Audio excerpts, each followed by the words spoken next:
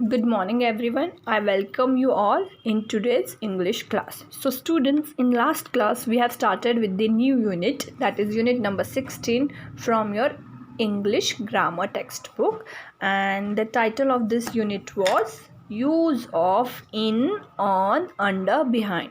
So all these words are nothing but the prepositions. So basically in this unit we are going to learn when to use the particular preposition, कब कौन सा preposition use करना है, इसके बारे में हम इस यूनिट में पढ़ने वाले हैं. ठीक है, सीखने वाले कि कब कौन सा प्रेपोजिशन यूज़ करना चाहिए. And we know there are so many prepositions like हमने बहुत सारे प्रेपोजिशंस पढ़े हैं. जैसे कौन से वर्ड्स है जो प्रेपोजिशंस है. द प्रेपोजिशन, हाँ पहले तो बताइए मुझे what is mean by preposition. Preposition किसे कहते हैं? Prepositions are those words which tell us the position और the place of the noun और the pronoun in your sentence.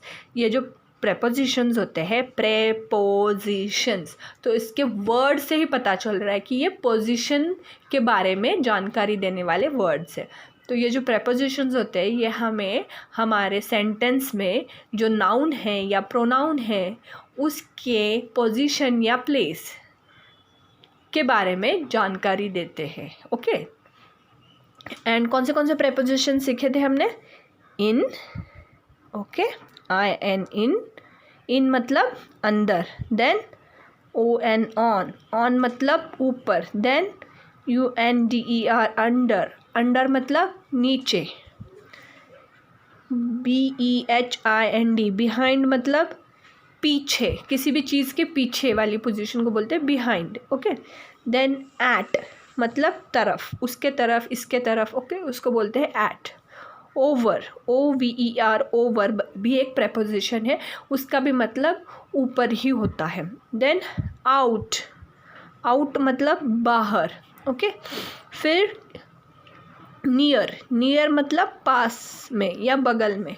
फिर फार मतलब दूर. बिटवीन मतलब दो चीज़ों के बीच वाली पोजीशन. जैसे यहाँ पे एक फ्लावर है और यहाँ पे एक बटरफ्लाई है. ओके, और इन दोनों के बीच में एक सपोज क्या रख सकते हैं? मुझे, I am very bad in drawings. Suppose यहाँ पे एक लीफ है, तो the position of this leaf will be between the flower and the butterfly. दो चीज़ों के बीच वाली पोजीशन को बोलते हैं between. Okay, then the preposition like above का मतलब भी होता है ऊपर. इन फ्रंट मतलब सामने. किसी भी चीज़ के अगर कोई सामने चीज़ रखी है तो उसको बोलेंगे in front of. Okay, in front of वो प्रेपोजिशन होता है, इन फ्रंट ऑफ, सामने. फिर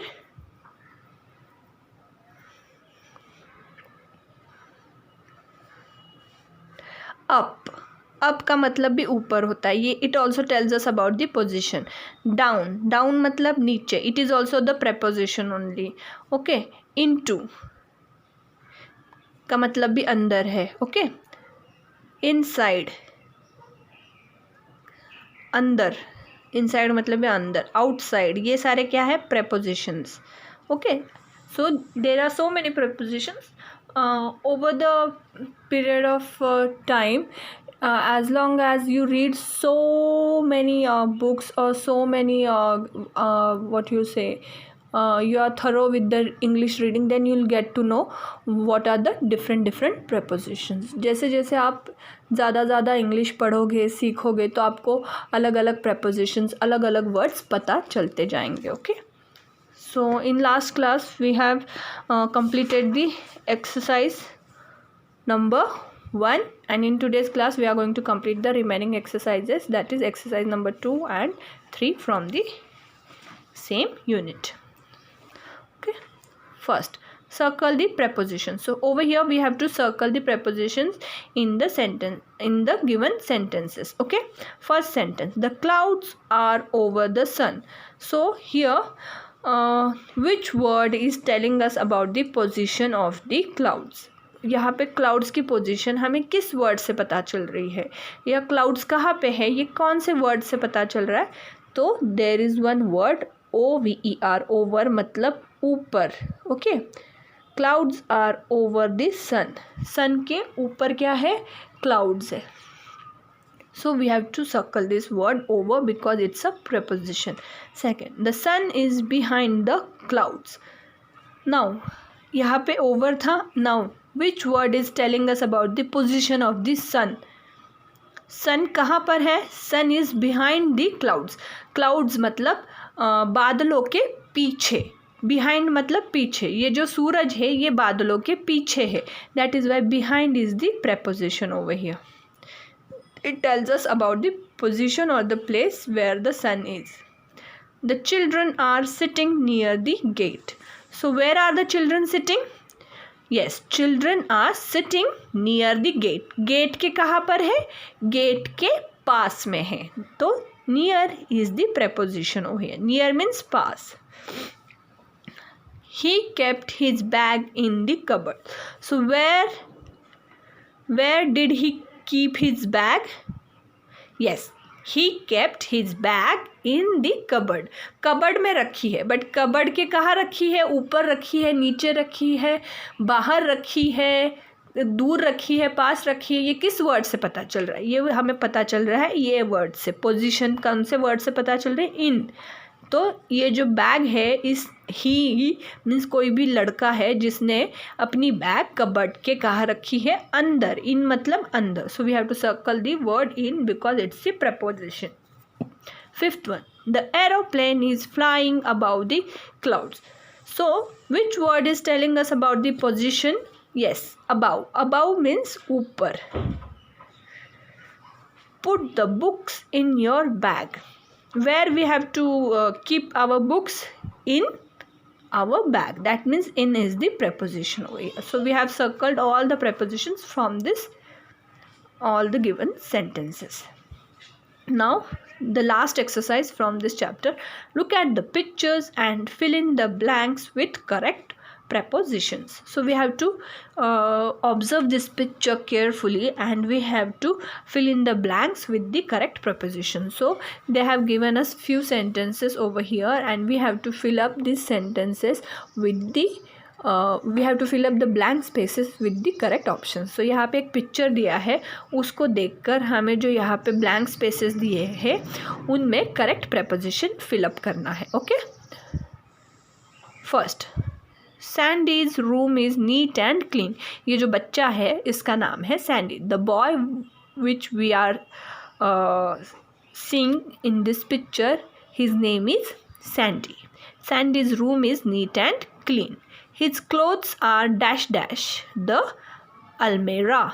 So his clothes, if you see this Sandy's clothes are in the almirah. कहाँ है इसके कपड़े? अलमेरा के अंदर है. ये जो कबर्ड दिखाई दे रहा है उसके अंदर है. His clothes are in the almirah. His shoes are dash dash the doormat. If you see the picture carefully, where are his shoes? His shoes are where?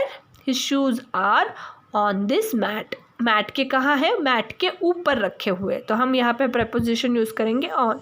His shoes are on the doormat.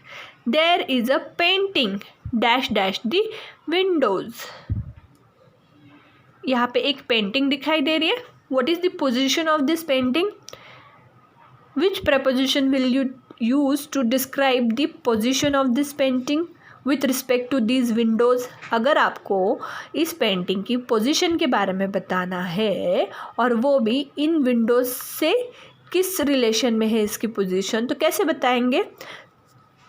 क्योंकि ये जो painting है ये इन दो Windows के बीच में है, बीच में लटकाई है ना, तो हम बीच वाली पोजीशन को क्या बोलते हैं? Between. So we have to use preposition over here, between. There is a painting between the windows. Okay, there is a computer dash dash his study table. So if you see his study table, Sandy's study table, and there is one computer, है ना. Where is this computer? What is the position of this computer with respect to the table? अगर हम इस computer की position के बारे में बताना चाहते हैं और किस वे में, इस टेबल के कहाँ पर है ये कंप्यूटर, इस टेबल के ऊपर है, नीचे है, दूर है, पास है, टेबल से रिलेटेड इसकी पोजीशन कहाँ है. तो जो ये कंप्यूटर है ये हमने इस टेबल के ऊपर रखा है.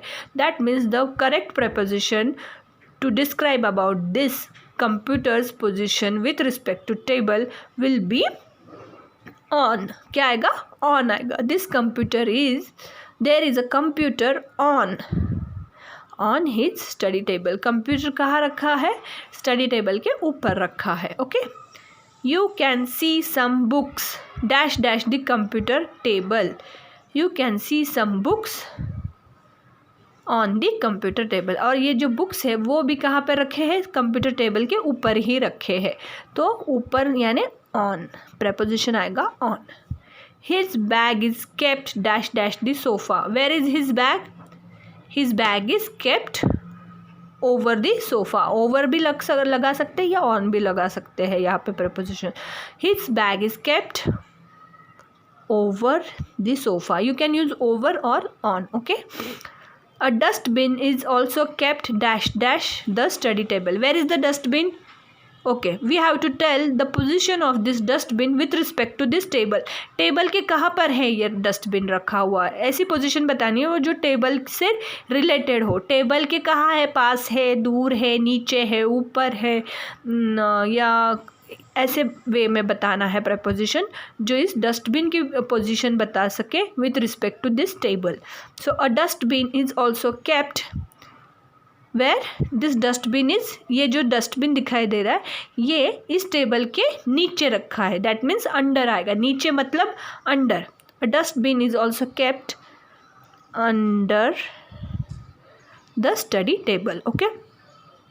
Now we have left with these 3 sentences and I want you to fill up these blank spaces for the correct prepositions on your own. I will read these sentences and I will explain you the meaning of these sentences, but I want you to fill up these blank spaces on your own. Okay. Sandy is sitting dash dash a chair and writing dash dash his notebook. मतलब उन्होंने पूछा है Sandy जो chair के ऊपर बैठा है तो सैंडी की पोजीशन बतानी है with respect to this chair. तो ये जो सैंडी है वो चेयर के कहाँ पे बैठा है? ऊपर बैठा है, नीचे बैठा है, सामने बैठा है, पीछे बैठा है.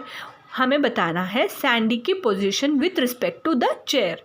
चेयर के कौन से पोजीशन में बैठा है या चेयर से रिलेटेड उसकी पोजीशन क्या है. Okay. That preposition we have to fill up over here. And writing dash dash his notebook. Now Sandy is writing something, है ना. And we have to tell where is he writing. He is writing. Okay. But we have to tell where is he writing. मतलब notebook से related वो कहाँ पे लिख रहा है? नोटबुक के बाहर लिख रहा है, नोटबुक के अंदर लिख रहा है, नोटबुक के सामने लिख रहा है या नोटबुक के पीछे लिख रहा है. ऐसे बताना है कि हमें बताना है कि what he is writing with respect to where he is writing with respect to the notebook. Notebook से रिलेटेड preposition यूज़ करना है. Okay. Next. His dog is sleeping dash dash his bed. If you see this dog in the picture, he is sleeping. Okay.